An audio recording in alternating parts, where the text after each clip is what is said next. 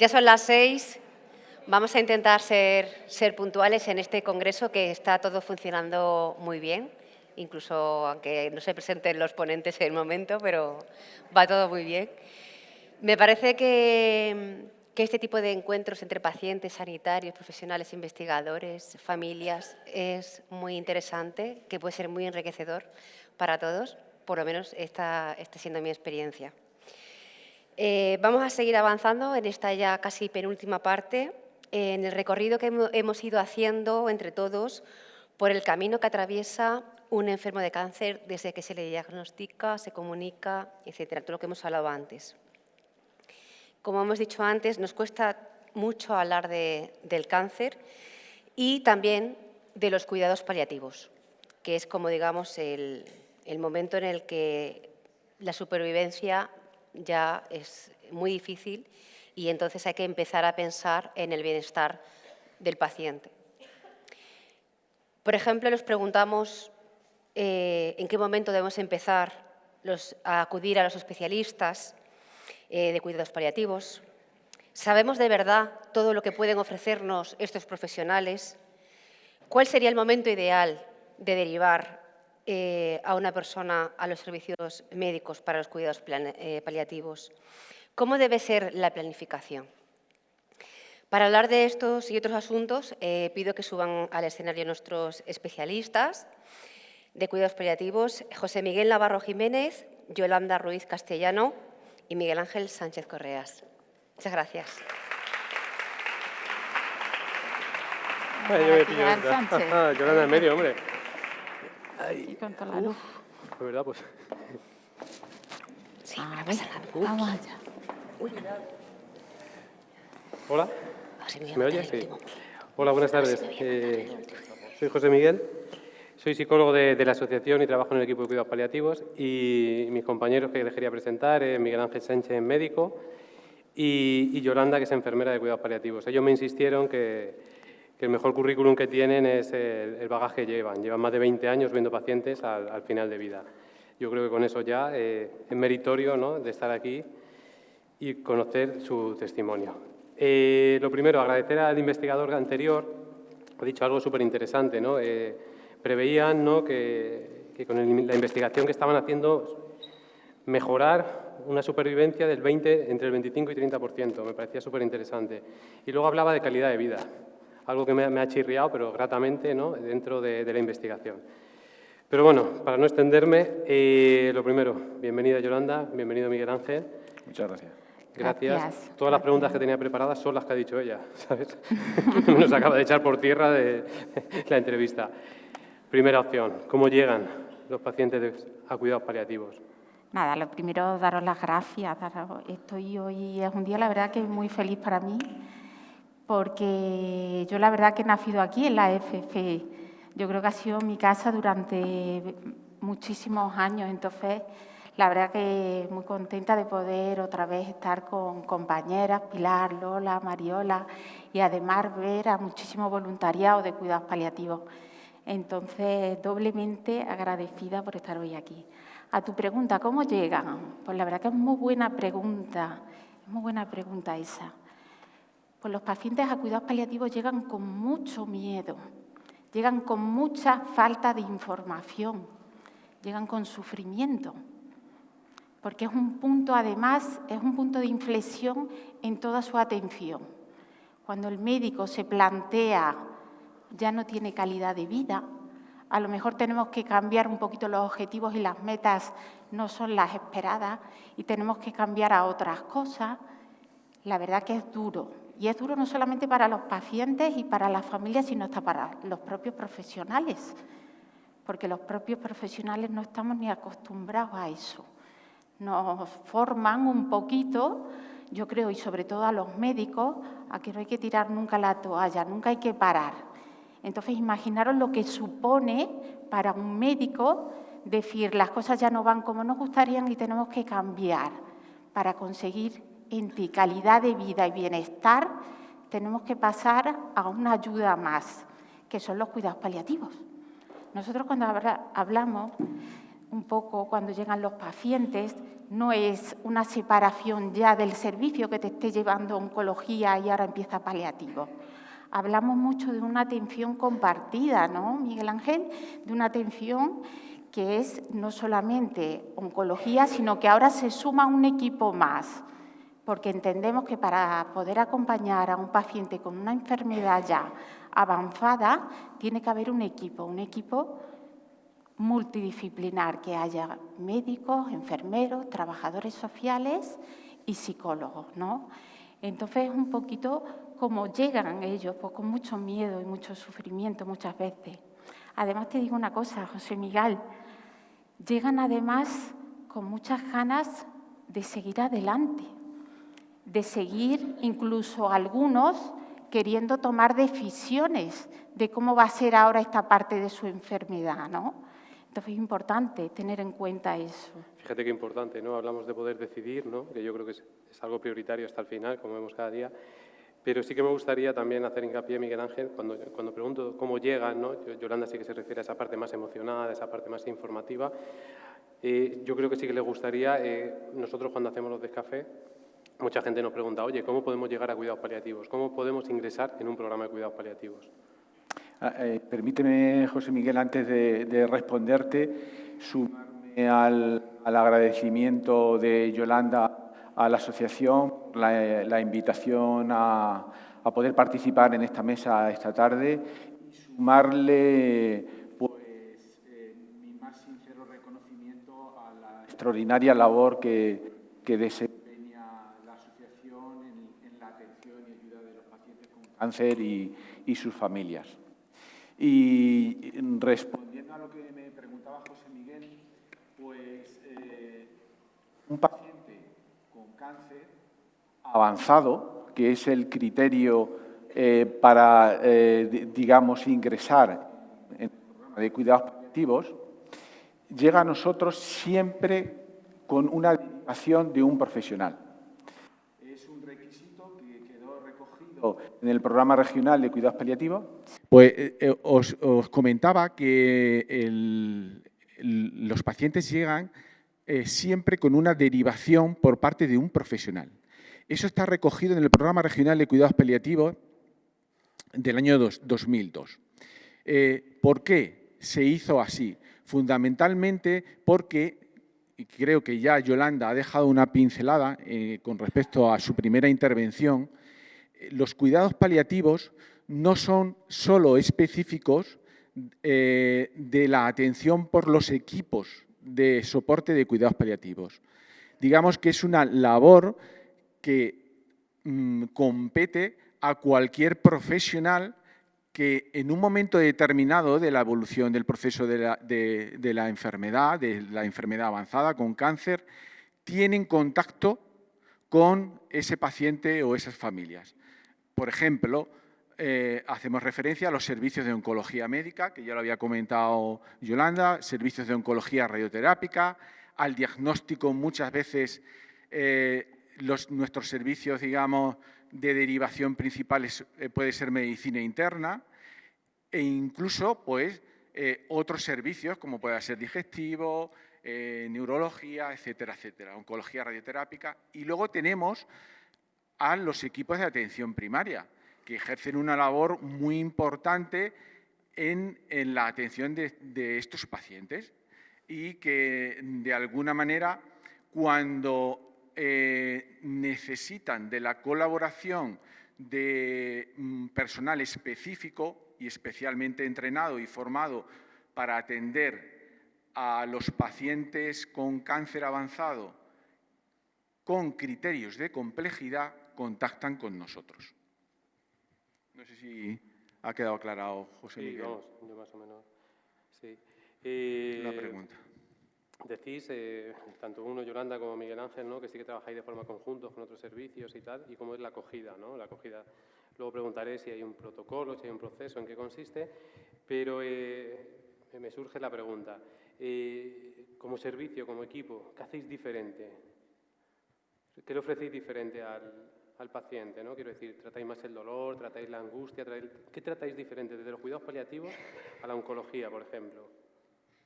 Bueno, pues no sé, nuestro servicio, comparándonos un poco con otros servicios sin que nadie se moleste, pues lo que hacemos, si lo tuviéramos que explicar un poco, es como un abrazo, es acoger todo lo que trae esa persona y esa familia. Miedos, preocupaciones, no solamente nos centramos en el control de lo físico, que puede ser el dolor, la falta de aire, náuseas, vómitos. Recogemos todas las preocupaciones sociales, como puede ser con quién está viviendo, quién lo cuida, dónde quiere estar esa persona. Necesitamos ingreso en un centro residencial. Acogemos también y abrazamos todos los miedos, como hablaba antes. Cuando llegan a nuestro servicio es mucha ansiedad, mucha angustia. ¿Es qué va a pasar? ¿Cuánto tiempo me queda de vida? ¿Cómo va a ser ese final? Tengo opciones a programar todo eso, a planificar. Y luego la esfera espiritual, que si tuviera que identificar cuál es de las más importantes de todas, muchas veces cuando hablamos de cuidados paliativos nos centramos mucho en el control del dolor, el sufrimiento, pero una esfera esencial es la espiritual. ¿Qué sentido le damos a la vida en todo esto? ¿Qué legado dejamos? Son una de las diferencias un poco que podemos abordar una vez que creamos un vínculo, ¿no?, con ese paciente y esa familia.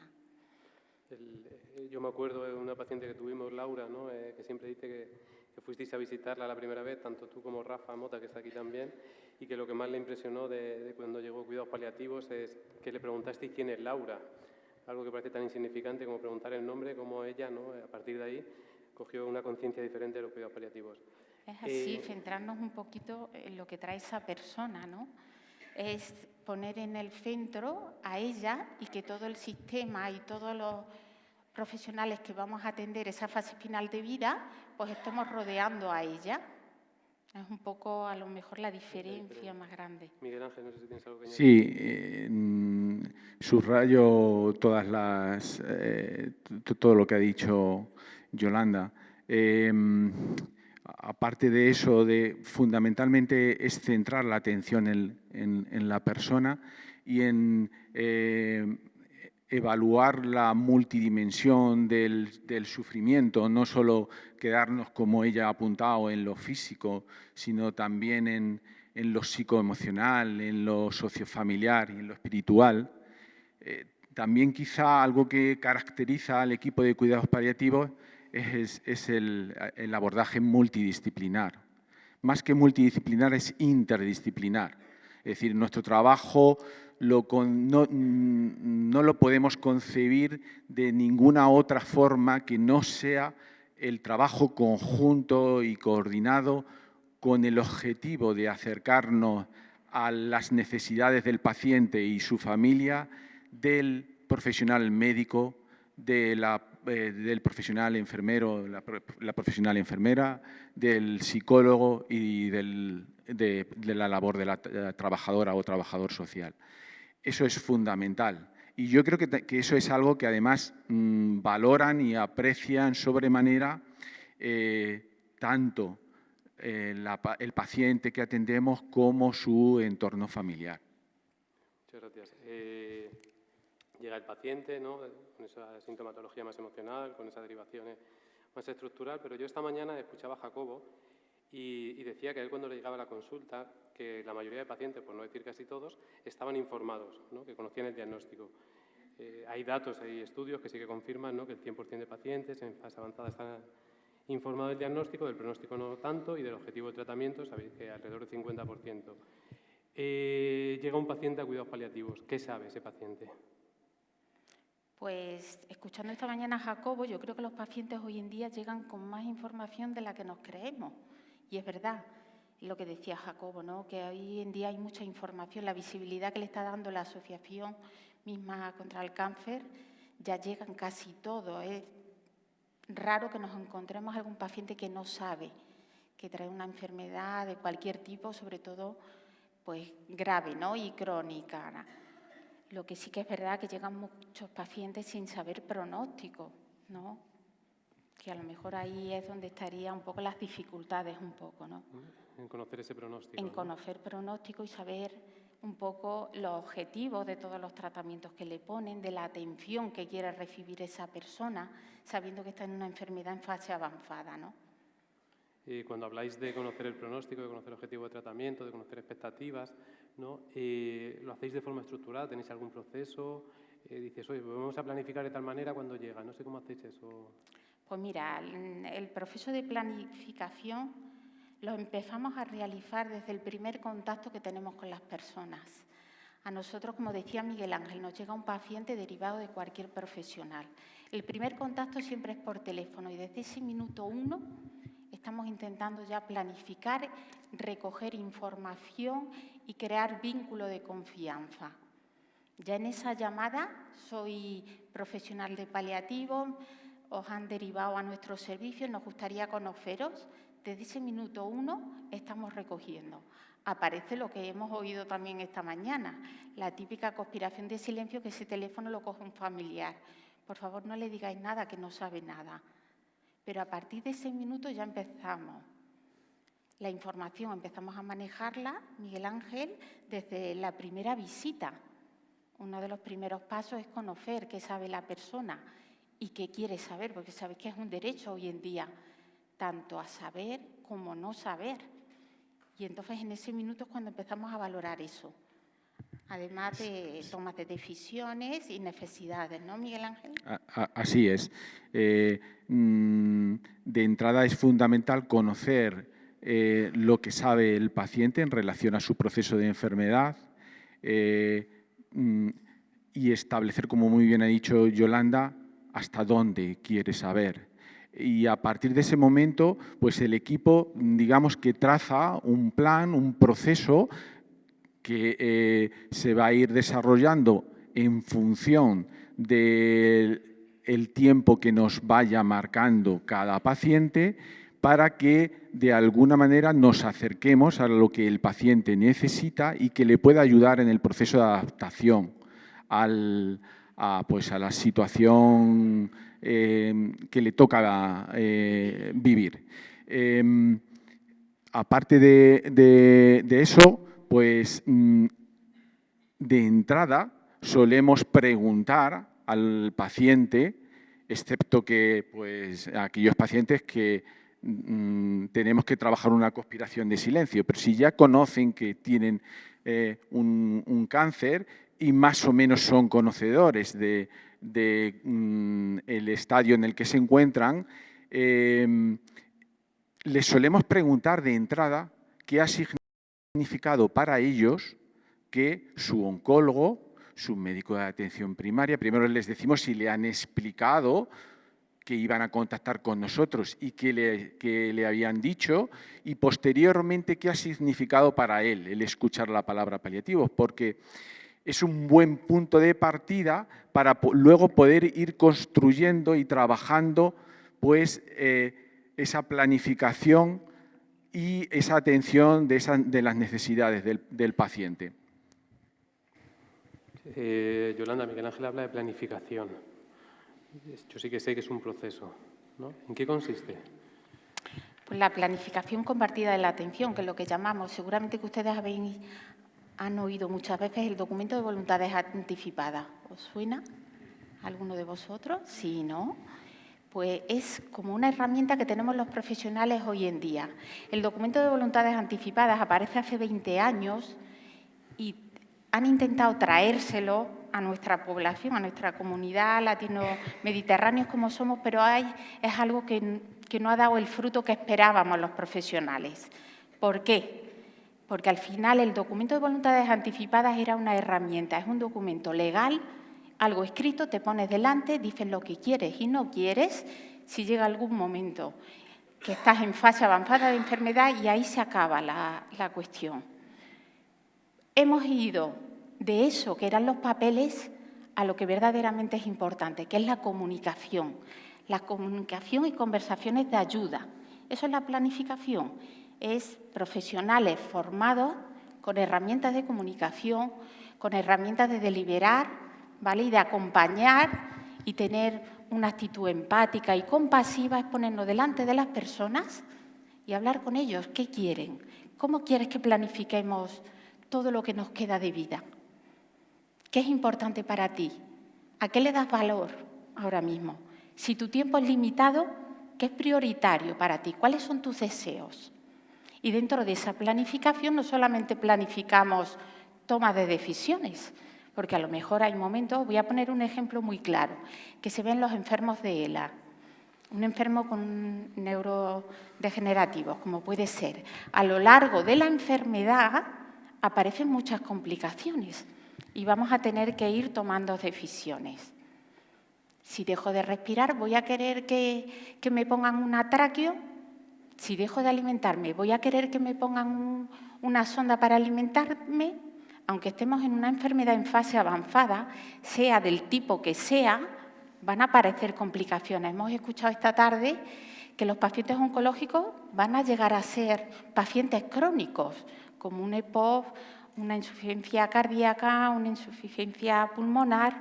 Entonces, a lo largo de todo ese trayecto van a surgir muchas complicaciones y vamos a tener que tomar decisiones. Pues en eso consiste la planificación, en que los profesionales, la familia, nos sentemos y hablemos. Si aparecen estas complicaciones, ¿qué queréis que hagamos? Al final se resumen un poco en eso, en valorar con la persona lo que es importante, lo que le preocupa, en conocer a la persona sus valores y sus deseos. Es contar con ellos y con la familia. La verdad que escuchándote me surge también profesionales especializados. Yo sí que sé que tú eres especialista en planificación. ¿Cuándo hay que hacerla? ¿Cuándo? Qué buena pregunta esa también, José Miguel. Yo diría que desde el inicio de un diagnóstico de una enfermedad, como puede ser una enfermedad oncológica, hay que empezar a tomar decisiones. Pues si hay que empezar a tomar decisiones, ¿qué tratamiento, qué intervenciones queréis? Pues desde ese momento sería clave empezar ya a planificar con esa persona. No tenemos que estar en una enfermedad en fase avanzada. Desde el diagnóstico nos gustaría que contaran con nosotros, ¿no? ¿Qué opinamos de lo que viene por delante? Entonces, desde el diagnóstico habría que empezar. Es verdad que en un paciente en fase avanzada hay lo que le llamamos puntos de inflexión, complicaciones que van a aparecer, como puede ser cuando lo derivan al equipo de cuidados paliativos, que digamos, ya ahora mismo los tratamientos no están haciendo o no están aportando la calidad de vida que esperamos. A lo mejor en ese momento hay que volver a sentarse con los pacientes y decirles, vale, ahora mismo llegáis aquí, ¿qué queréis en este momento de enfermedad? Sabemos que la planificación ayuda a la persona a ser consciente de lo que está viviendo, a tenerla en cuenta, a que ellos tengan control de su enfermedad, porque al final los protagonistas son las personas que están padeciendo la enfermedad. Entonces hay que tenerla en cuenta. Yo identificaría esos dos momentos, sobre todo en el diagnóstico y puntos de inflexión, porque a lo mejor lo que no es coherente es que planifiquemos o que nos sentemos a hablar con las personas cuando están a un mes de fallecer. Esto tiene que estar ya hablado mucho tiempo antes. Tenemos que reflexionar. Incluso desde la salud tendríamos que plantearnos que algún día o podemos estar enfermos y que vamos a morir. Entonces, a lo mejor tenemos que empezar a pensar cómo nos gustaría que fuera ese final. Me gustaría que estuvieran con tratamientos de lo que sea, del tipo que sea, hasta el último minuto de mi vida. O yo reflexiono y digo, pues yo, mientras que tenga calidad de vida, estaré aquí. Pero tengo esta línea roja, que esta línea roja para mí es esencial. Yo no voy a ir en una sillita de ruedas o en cama a ponerme un tratamiento, porque eso ya para mí no sería calidad de vida. La calidad de vida es lo que cada uno considera calidad de vida. Y hay pacientes que para ellos su calidad de vida es seguir hasta el último aliento en tratamiento. Y para nosotros eso es tan respetable como lo otro. Quiero que también lo entendáis, porque nos encontramos también muchos pacientes que para ellos es tan importante incluso seguir con ensayos clínicos, porque dicen, sí, para mí no va a ser útil, pero sé que a lo mejor le va a venir bien a otra persona. En ese sentido, nosotros completamente respetuosos ante eso. ¿Vale? Y planificar nos permite realmente lo que hablábamos antes, centrar nuestra atención en la persona, lo que tú decías, en sus valores, en sus creencias, en sus preferencias, en sus deseos, y es la mejor manera de cubrir las necesidades de esa persona. Nosotros no atendemos enfermedades, atendemos a personas enfermas. Y yo creo que lo que hace rico o enriquecedor nuestro trabajo es entender eso. Y cada vez que nos enfrentamos a la atención o afrontamos la atención de un paciente y su familia, lo consideramos como un reto para los profesionales, porque cada persona y cada familia va a necesitar una cosa diferente o nos va a decir y nos va a dar a entender cuál es la forma en la que quiere dirigir el proceso de atención del final de su vida. Y para eso tenemos que planificar. Pero si no hemos planificado, eso no nos exime que cuando los profesionales tenemos que ofrecer tratamientos o cuando tengamos que tomar una decisión, la compartamos con la persona y sea ella la que pueda elegir en cada momento qué es lo que quiere y qué piensa que es lo mejor, lo que más le va a ayudar. Evidentemente, el médico siempre va a ofrecer tratamientos que estén indicados. La indicación de un tratamiento va a venir siempre bajo el juicio clínico de un profesional médico. Pero el paciente puede aceptar ese tratamiento o rechazarlo. Y eso es muy importante que lo entendamos. Y aparte de entenderlo, acompañarle, digamos, en la decisión. Me encanta escucharos, no sabéis. Toma de decisiones, procesos deliberativos, paciente siendo el centro, centrado en el paciente, líneas rojas, ¿no? Escuchado así, parece que llegar a final de vida o cuidados paliativos es hasta romántico, ¿no? Es todo. ¿Pacientes que sufren os encontráis? Por supuesto. ¿Qué hacemos con esos pacientes? Todos los pacientes sufren. Yo muchas veces comento a los diferentes profesionales que rotan por nuestro servicio que el padecer un cáncer y que si está en el contexto de cuidados paliativos va a ser un cáncer incurable, lleva aparejado inherentemente sufrimiento. Lo que ocurre que el sufrimiento puede ser tolerable o intolerable y puede ser tratable siempre. Siempre va a haber recursos para poder tratar. Hay que acercarse al sufrimiento de la persona para poderlo tratar. Herramientas, disponemos. Esa es nuestra labor principal, es esa, llegar a conseguir aliviar el sufrimiento de las personas que atendemos. Pero, por supuesto, los pacientes y sus familias sufren. Y el objetivo principal, y que además prácticamente lo marcamos desde la primera visita, les decimos, nosotros estamos aquí para intentar acompañaros en este proceso y haceros este viaje hasta que llegue el final de la vida lo más confortable, con el menor sufrimiento posible, desde el principio. Es algo, les decimos que estamos ahí para ayudar sobre todo a afrontar el dolor y el sufrimiento que le genera pues, enfrentarse a una enfermedad que le va a abocar al paciente al final de la vida. Yolanda, ¿algo que quieras añadir? Pues sí, a lo mejor lo más complicado de lo que estás comentando, Miguel Ángel, que nos encontramos los pacientes, es sobre todo con el sufrimiento emocional. El sufrimiento físico, hoy en día hay muchísimas herramientas, los médicos tienen un montón de medicación para controlar. Yo creo que casi todos los síntomas que aparecen al final de la vida son controlables.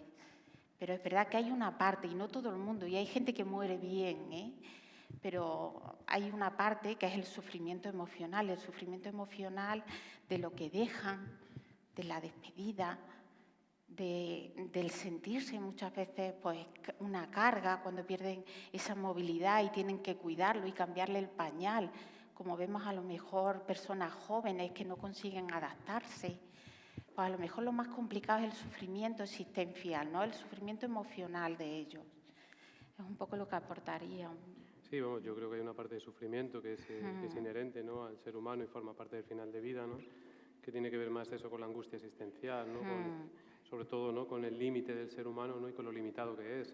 Coger esa conciencia al final, yo creo que eso es inevitable, y luego sí que creo que hay otros que son potencialmente evitables, ¿no? Hay herramientas hoy en día para incluso ante un sufrimiento intolerable, Miguel Ángel. ¿Tenemos alguna herramienta los profesionales? Sí, tenemos herramientas. Herramientas que algunas de ellas van a ser indicadas por el profesional y otras requeridas por el paciente. Me explico. Hablabais del sufrimiento psicoemocional o sufrimiento existencial. Evidentemente, pues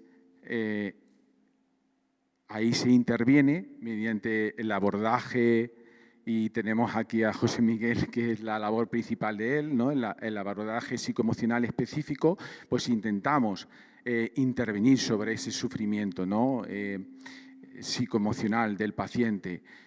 Hay otra dimensión del sufrimiento que puede ser pues, lo que ha comentado Yolanda. Muchas veces el sufrimiento viene generado por la culpabilidad. El paciente se siente culpable de generar una carga de cuidados a su familia. Y evidentemente eso también pues intentamos abordarlo a través de poder dotar de recursos de apoyo suficientes a esa familia para el cuidado del paciente, de la persona, y por tanto que él perciba que estamos aliviando esa carga que siente que puede tener la familia. Pero luego hay un sufrimiento, pues a veces un sufrimiento relacionado con pérdida de sentido de la vida, con la pérdida de lo que es el proyecto natural de la vida, sufrimiento relacionado con que la persona ya no se reconoce a sí misma porque aquellos valores que dignifican su vida siente que se han perdido. Y cuando eso ocurre, pues muchas veces nos enfrentamos ante un sufrimiento muy difícil de controlar. Para eso hay una herramienta que siempre la comentamos los médicos cuando hablamos de ella, es la herramienta de último recurso, que es la sedación paliativa. La sedación paliativa, yo lo explico. Hoy, pues hará unas 4 o 5 horas, tuvimos un proceso de comunicación deliberativa con un paciente y su familia en relación a ello. Y hablamos de la sedación. Le expliqué que la sedación no es nada más que una herramienta de la que dispone el clínico para aliviar un sufrimiento intolerable, y la intolerabilidad del sufrimiento solo lo puede determinar la persona. Eso es muy importante también reconocerlo, porque a veces a los profesionales se nos olvida. Pensamos, hay que ver lo que está sufriendo, es que ya no puede más. Eso solo lo puede determinar la persona, no lo podemos percibir desde fuera. Ni siquiera la familia, solo es la persona la que debe decir hasta qué punto hemos llegado a traspasar ese límite, ese umbral de tolerabilidad del sufrimiento.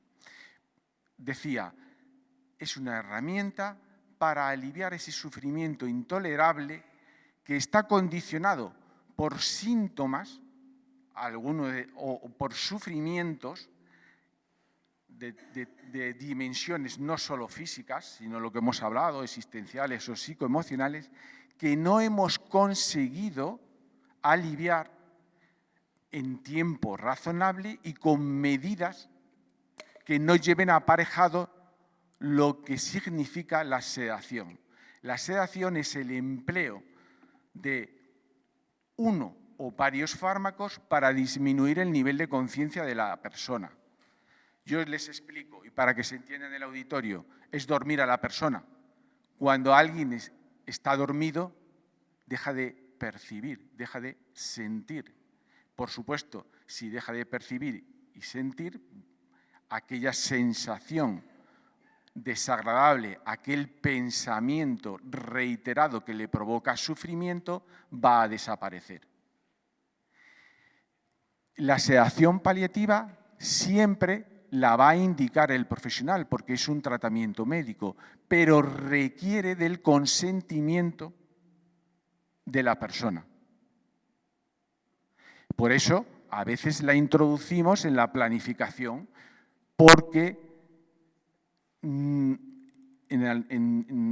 ocurre relativamente frecuente que cuando nos aproximamos al final de la vida, la persona a veces pierde la capacidad de poder decidir. Entonces no le vamos a poder preguntar. Si ya lo hemos planificado previamente, el profesional va a tener claro que tiene el consentimiento de esa persona. Intentamos siempre que esté presente la familia para que participe de la decisión del paciente, pero realmente es una decisión personal. En el caso de que no podamos conseguir esa decisión de la persona porque haya perdido la capacidad y no lo hayamos podido trabajar previamente en una planificación, nos tendremos que apoyar en la familia, lo que sería un consentimiento delegado. Y decía, esa es una herramienta y que la suele indicar el médico. En alguna ocasión hemos tenido pacientes, ¿verdad, Yolanda?, que a mí como médico o a ti como enfermera te ha pedido la sedación. Lo hemos tenido, sin que realmente se lo hayamos indicado. ¿Qué hacemos? ¿Ponemos la sedación cuando un paciente nos la pide? Evidentemente, si nos está pidiendo la sedación, lo que nos está diciendo es que está sufriendo y sufriendo mucho. Vamos a tener que atender ese sufrimiento, pero vamos a intentar hacerle entender a la persona que la sedación requiere de una serie de criterios médicos y, por tanto, la indicación de la misma dependerá si se han agotado otras medidas previas que no lleven aparejado la disminución del nivel de conciencia. Yo en alguna ocasión, cuando me lo han dicho, entiendo que lo estás pasando mal y que no te quepa la menor duda que lo vamos a utilizar si no somos capaces de aliviar tu sufrimiento con otras medidas distintas. Y, por supuesto, si no lo conseguimos en un tiempo suficiente para que tú, digamos, puedas aguantar, utilizaremos. Porque al final, dice, necesitamos también, dice, no podemos demorar determinadas medidas terapéuticas durante mucho tiempo porque, evidentemente, si no conseguimos resultado, el paciente está sufriendo. Por último, ¿qué otra medida desde el año 2021 tiene derecho el paciente a solicitar? La eutanasia. Desde marzo, creo que es 21 de marzo de 2021, nace en España la Ley Orgánica de Regulación de la Eutanasia y el paciente, es un derecho del paciente y es una obligación de los profesionales de atender esa demanda. Evidentemente, antes de llegar a eso, y la ley ya lo dice, es una ley en ese sentido muy garantista, requiere una serie de criterios que se deben cumplir, que haya un contexto eutanásico, es decir, que sea, en el caso de que nos atañe, pues que estamos en un congreso de la Asociación contra el Cáncer, pues un paciente con cáncer que tenga un estadio avanzado y sea incurable. Y, por supuesto, que sea una decisión autónoma, voluntaria, expresa y reiterada en el tiempo. Eso es muy importante. Porque es verdad que nuestros pacientes, os pareciera mentira, pero hay un tanto por ciento que al final de la vida muchas veces transmiten esas expresiones de deseo que todo esto acabe ante el sufrimiento que están viviendo, ¿no? Deseo que esto termine cuanto antes. Y eso lo vemos muy a menudo y eso se trabaja, eso lo trabaja muy bien José Miguel, ¿no? Para evitar que los pacientes lleguen verdaderamente a pedir la eutanasia, ¿no? Es un deseo dentro de lo mal que lo están pasando, cuando muchas veces conseguimos controlar los síntomas, que ellos se sientan bien cuidados, que se sientan acompañados y apoyados y haya un equipo de referencia que estén pendientes de ellos, la mayoría de ellos no llega a esto. ¿Cuál es la importancia de invertir mucho también en los equipos de cuidados paliativos, que estamos muy bien formados en todo esto, ¿no? Para poder acompañar y que los pacientes no se vean tan solos que tengan que llegar a pedir pues esta prestación. Fijaros qué importante lo que contáis, ¿no? Siempre hemos criticado, no hay ley de cuidados paliativos y se hay una ley de eutanasia, pero bueno, independientemente, ¿no?, de lo que contáis sobre la eutanasia, que sea un derecho, ¿no?, y una obligación valorarlo. También es ahora, no sé si sabéis, vosotros sois conocedores también, de un tiempo para atrás, incluso en la valoración inicial, participamos en una cátedra en Barcelona sobre qué tenía que llevar una valoración inicial en cuidados paliativos. Y una de las cosas que piden es el deseo de anticipar la muerte. Fijaros ya en el momento que estamos, ¿no?, en una valoración inicial, preguntar si tiene deseo el paciente de acabar, ¿no? Independientemente de unos buenos cuidados paliativos, yo creo que disminuye, está confirmadísimo el riesgo de petición de eutanasia, ¿no? No sé si... El problema es que muchas veces se confunde eutanasia con deseo de adelantar la muerte y no tiene absolutamente nada que ver. Claro, muchos de nuestros pacientes, cuando están sometidos a un sufrimiento importante, dicen, yo así no quiero seguir viviendo. Pero digamos que es una expresión que lo único que está traduciendo es sufrimiento y es una petición de ayuda. Totalmente de acuerdo contigo. Quiero que me ayudéis. Es verdad que muchos pacientes, algunos no saben, ellos quieren que le ayuden. Yo así, y cuando incluso evalúas realmente qué te están queriendo decir con eso, no te están queriendo decir que es que pues hayan pensado en cómo quitarse la vida o que tú le ayudes en el proceso de ayuda para morir, sino lo que te están diciendo, estoy pasando pasándolo mal, estoy sufriendo, quiero que me ayudes. Y ese es el trabajo que nosotros tenemos que realizar. Sí, totalmente de acuerdo con vosotros, ¿no? Quiero decir, yo cuando valoramos a los pacientes, ¿no? Lo que tú dices, realmente la gente no se quiere morir, ¿no? Lo que no quiere vivir como está viviendo en ese momento, ¿no? Por eso es tan importante lo que tú has dicho, que sea reiterado, ¿no? Eso sí que sería el paso al proceso de eutanasia. ¿Cuántas veces nos ha ocurrido que pacientes que en un momento determinado nos han expresado eso, cuando pues hemos hecho ese proceso de atención a aquellas causas que están provocando el sufrimiento del paciente, cuando volvemos a reevaluar esa expresión del paciente, nos dice, no. Recuerdo el ejemplo de una paciente que llevábamos en programa hace muy poquito, que me decía, por favor, dile a Miguel Ángel Cuervo, otro compañero de nuestro equipo, que había recogido esa expresión de deseo de adelantar la muerte. Yo, evidentemente, cuando volví a verla, exploré si realmente continuaba ese deseo de adelantar la muerte o si, por el contrario, ya, digamos, había desaparecido porque sintomáticamente estaba mejor. Era una señora que estaba con mucho dolor y con sensación de asfixia. Se le llegó a controlar con la medicación y me dice, dile a Miguel Ángel, por favor, que que borre de la historia, que yo no me quiero morir.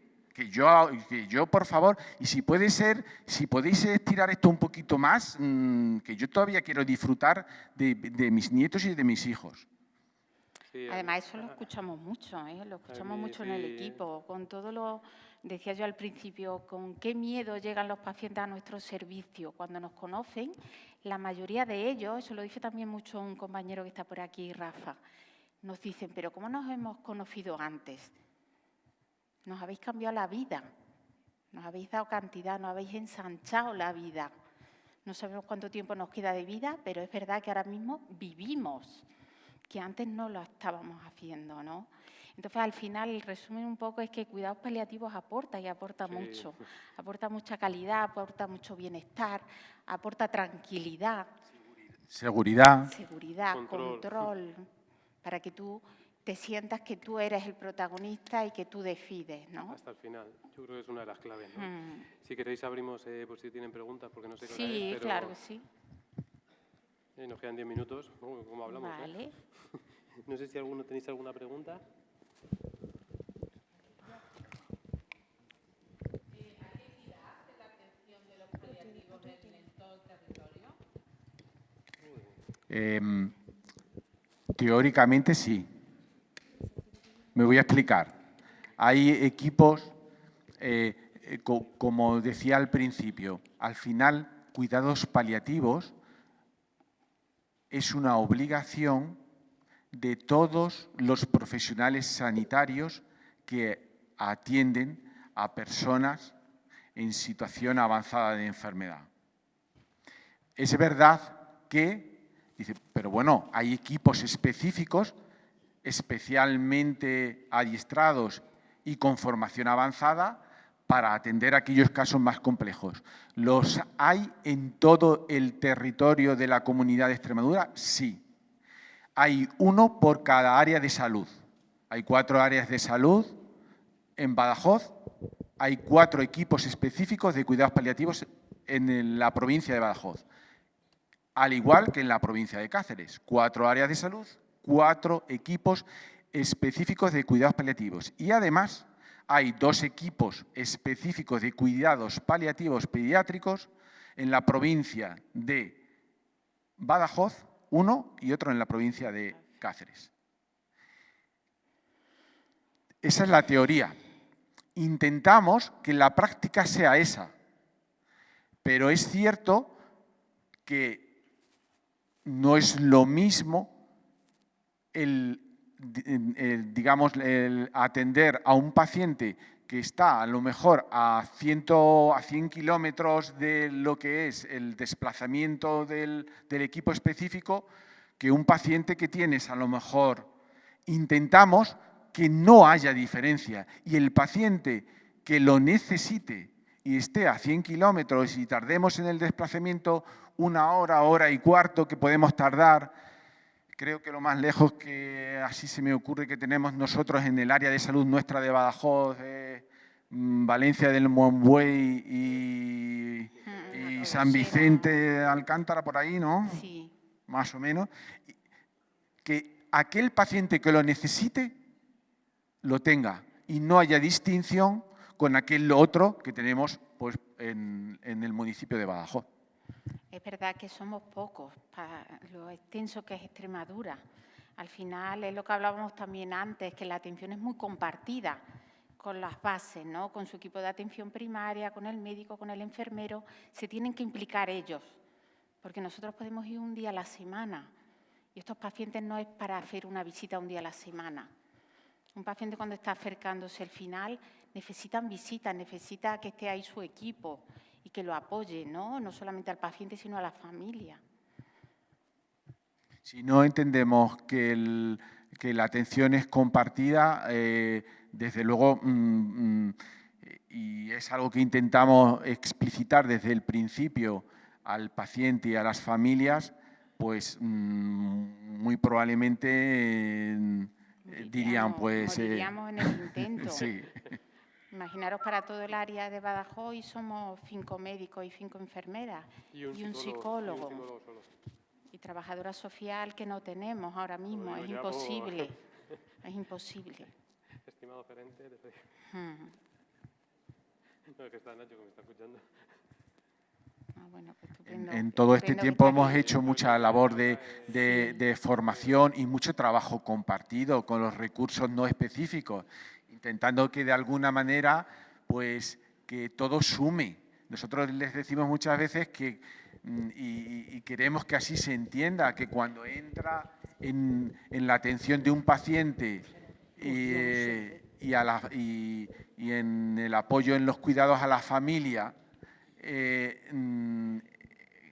intentamos que entiendan que nosotros venimos a sumar todo lo que ya tienen o todo lo que ya deberían tener, que es su seguimiento, su atención por el recurso hospitalario concreto que lleve su proceso, sea oncología médica, oncología radioterápica, urología, el servicio que sea, y el equipo de atención primaria. Y que nosotros lo que venimos es a complementar esa atención que ellos realizan. Buenas tardes. Estoy aquí. No, pero voy a preguntar muy poquito. 13 minutos, ¿no? A ver, ¿ha llegado alguna vez algún paciente a deciros, me quiero morir, quiero que me ayudéis a morir? Y no intentéis alargarle la vida, sino hacer lo más rápido posible. Gracias. ¿Ya está? Muchas Fíjate. gracias. La verdad que… Vamos, esa pregunta ya está. Vamos, sí. Exactamente, que no se alargue, ¿no? La vida Que no se alargue la vida, que, bueno, pues acabar. Sí, nos lo podemos encontrar perfectamente. Es algo que lo escuchamos a veces, ¿no? Pero bueno, con la formación que tenemos intentamos averiguar cuál es verdaderamente el problema de eso. ¿Por qué no llegas a pedir la muerte? Es más, ¿En qué te podemos ayudar? ¿En qué lo estás pasando mal? Cuando detectamos cuál es la causa, somos un equipo de médicos, enfermeros, psicólogos, trabajador social, para intentar un poco aliviar todo eso. Sí que, vamos, yo como experiencia sí que lo encontramos, Loli, quiero decir. Bueno, pues es frecuente que te digan, oye, quiero morir, pero es como decía Miguel Ángel, ¿no? Por aliviar el sufrimiento. Yo he tenido casos particulares que sí que me lo han requerido, y bueno, y luego con trabajo, pues al final lo que pedimos es una oportunidad. Oye, mira, hasta ahora, ¿no? Esta decisión la tienes decidida, déjanos trabajar, vamos a intentar lo que no, eso puede seguir adelante, pero permíteme. El permíteme, vamos, ayuda muchísimo al paciente. ¿Es lo habitual? No, no es lo habitual. ¿Está Pedro? No sé si el micro. Lo tengo yo. A ver, tienes tú. Una mini pregunta que me ha surgido la duda. Habéis comentado un poco el tema de la eutanasia, que se solicita a partir de los 18, cuando una persona es mayor de edad. También está el término de menor maduro, que es a partir de los 16. No sé si en ese fragmento de edad… No te estoy escuchando muy bien. Es que yo hablo muy bajito, perdonadme. Ahora sí, ¿verdad? Ahora sí, Que habéis mejor. comentado, lo repito, que habéis comentado el tema de la eutanasia un poco, a partir de los 18 que se puede solicitar.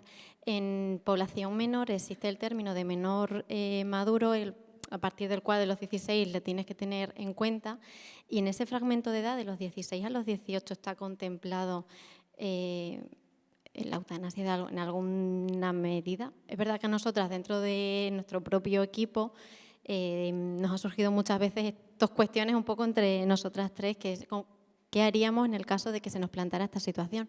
Nunca ha llegado, pero por tener en cuenta si eso existe o si se tiene en cuenta. No, como tú lo has explicado muy bien. Es decir, uno de los criterios es que sea mayor de edad. Tiene que tener más de 18 años. Y tiene que tener nacionalidad española. Y si no la tiene que demostrar que reside, que está empadronado o tiene residencia durante más de 12 meses en España. Esa es lo que dice la ley hoy en día. Y además tiene que tener registrado un documento de voluntades anticipadas, que tú lo registras libremente, capaz e informado. Entonces eso te debe de costar por si en algún momento pierdes tu capacidad para decidir, para que se ponga en pie eso. Gracias. Gracias. Gracias. Yo creo que Sí, y Pedro también quiere.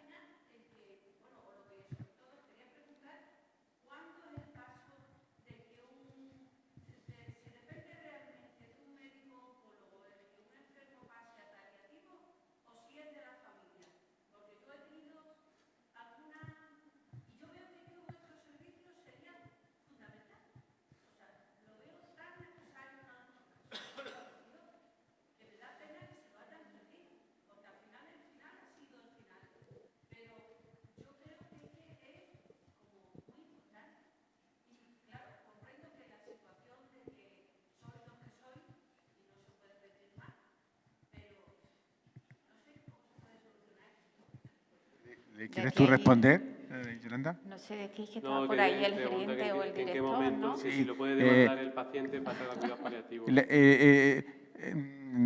La derivación tiene que ser, es así, está recogido en el programa regional, tiene que haber una derivación médica. Pero, dice, claro, y tú lo explicabas muy bien, dice que, pero claro, de alguna manera el paciente o nosotros, si en algún momento pues somos familiares, vamos a estar abocados a que la decisión la tome un profesional, no nosotros. Y a lo mejor si nosotros queremos, lo habitual es que si el paciente o la familia, siempre de acuerdo evidentemente con la persona, con el paciente, lo solicita, por nuestra experiencia, habitualmente el oncólogo no se va a negar. Y en ocasiones nos ocurre, cosa que también es lógica, pues que algunos familiares o algún paciente preocupado por la evolución de su proceso viene y nos directamente a nuestro despacho y nos pregunta que mira, a mí me gustaría que me pudierais ver a mi padre, que me gustaría que pudierais ver a mi hermano, me gustaría que me vierais a mí. También hemos tenido en algún caso. Y lo único que les decimos que, evidentemente, por nuestra parte, estaremos encantados de poderles atender, pero les decimos cuál es el proceso para que, de alguna manera, nosotros podamos hacer esa primera intervención, y es que recibamos una derivación por parte de un profesional. La mayoría de las ocasiones hablan con el médico de familia. Si no, dice, bueno, pues es que el oncólogo hasta ahora no me ha querido mandar. Pues hablan con el médico de familia y a partir de ahí, pues nosotros vamos a ver a ese paciente. Hoy en día, si el paciente y la familia lo demanda, que me digan mis compañeros, yo creo que es difícil que nosotros no intervengamos.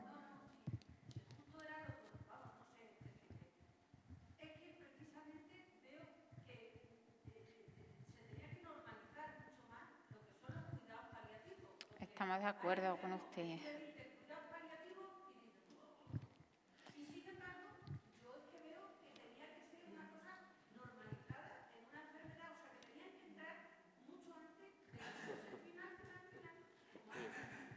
Así es así. Completamente de acuerdo. Completamente de acuerdo con usted. Al final, los dispositivos que se crean de cuidados paliativos se forman así somos pocos. Y al final, que para poder llegar a todo el mundo, pues como que tenemos unos límites un poco que le llamamos la complejidad. La complejidad, porque nosotros no podemos llegar a todo el mundo. Y al final, lo que hablábamos al principio, todos vamos a morir. ¿Todos necesitamos cuidados paliativos? A lo mejor no, pero sí que necesitamos ser cuidados y cubrir las necesidades que tenemos al final de la vida, todos. Y por eso nos tenemos que formar todos los profesionales en paliativos, para que toda la gente muera bien. Y el que llega a ese final y lo pasa muy mal, que tenga un dispositivo como este, altamente formado para atender eso. No sé si me explico. Nos encantaría, estoy de acuerdo con usted que en vez de 5 equipos necesitaríamos 10 equipos, el doble. Y que lo suyo sería una atención temprana. Muchas veces temprana. Decimos una atención precoz e incluso desde el principio. Ahí está. Hay algunos protocolos que ponen a los cuidados paliativos prácticamente casi desde el diagnóstico de la enfermedad. A día de hoy, con los recursos que tenemos, pues eso no es Sería una viable. manera buena de quitar el estigma. Que sería algo a lo que se debería aspirar, seguro que sí. Si nos vieran como profesionales más que acompañamos los problemas que van apareciendo en la enfermedad, no solamente el final, porque al final la población se cree que estamos solamente cuando se está muriendo un paciente, las 72 horas últimas, y eso no es nuestro trabajo. Nuestro trabajo es mucho tiempo antes. 2 preguntas y acabamos. Una Pedro y otra Rafa. Sí. Ya nos hemos pasado de tiempo, ¿vale?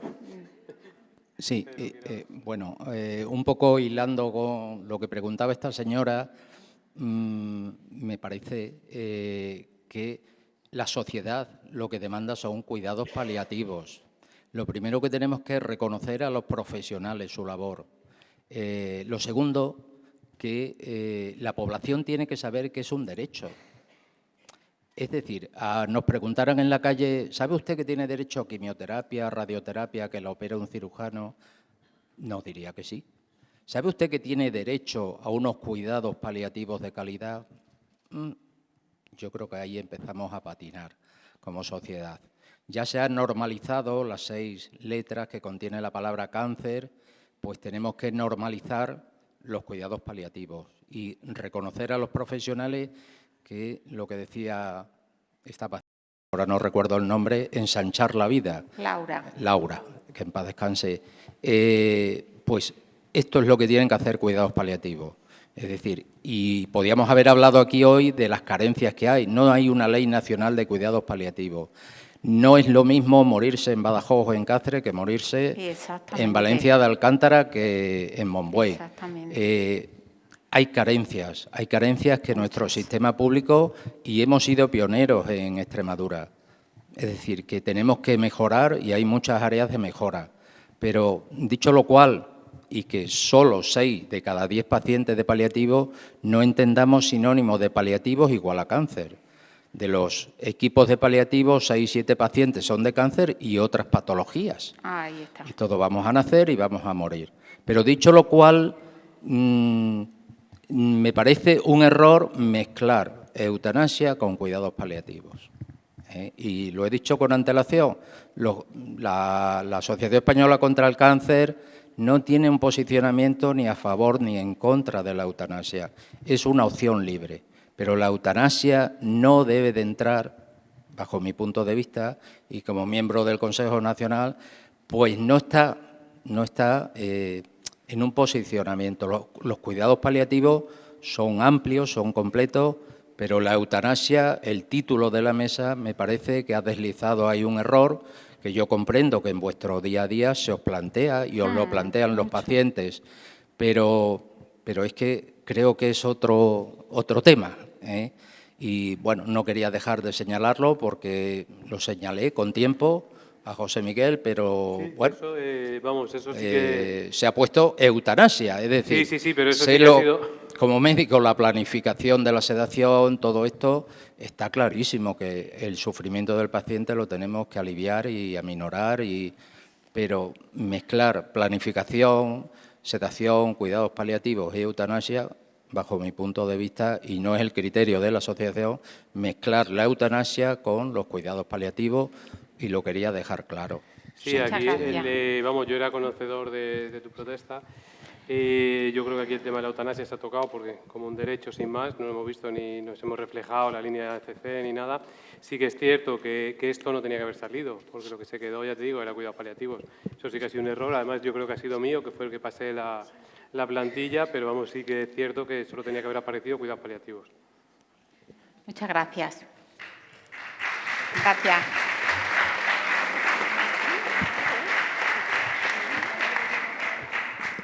Voy. Rafa, ¿querías ¿Ha quedado preguntar alguna antes de pregunta terminar? por ahí, Rafa?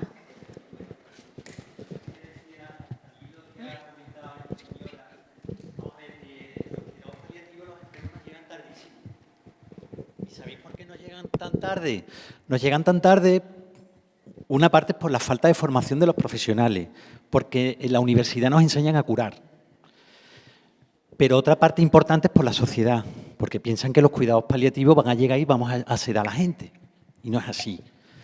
Tenemos un proyecto precioso de los que somos también pioneros en Extremadura y en Badajoz en concreto, que es Ciudad Compasiva. La Ciudad Compasiva lo que trata es de implicar, sensibilizar y capacitar a los ciudadanos para el cuidado y acompañamiento de las personas en procesos de final de vida. Que el final de vida no es solo de médicos y de enfermeras, ¿eh? Es de todos y cada uno de nosotros. Y en la medida en que la sociedad, los ciudadanos, reclamemos los cuidados paliativos, entonces los políticos nos harán caso. Y os lo digo, yo he estado de presidente de la Sociedad Española de Cuidados Paliativos, he hablado con todos los políticos de todos signos. Mientras la sociedad no lo reclame, no va a haber cuidados paliativos. Y es verdad que tenemos en Badajoz uno de los mejores equipos de España, por no decir de muchos más sitios. Pero no damos abasto, no llegamos donde tenemos que llegar. ¿Por qué? Primero, porque los políticos de antes y de ahora no nos hacen caso, pero sobre todo porque la sociedad no lo exige. ¿Por qué hay una ley de eutanasia? Porque la sociedad lo exigió. ¿Por qué no hay una ley de cuidados paliativos de la que se beneficiarían muchísimas personas en nuestro país? Porque la sociedad no lo exige, porque evita hablar de la muerte. Por eso os invito desde aquí a nuestro proyecto Badajoz Ciudad Compasiva, a acudir a nuestros talleres de formación, a nuestras campañas de sensibilización, a nuestros descafés, como hemos hecho esta mañana, para hablar y normalizar hablar de estas cosas. Gracias. Planificar. Gracias. Muchas gracias a todos.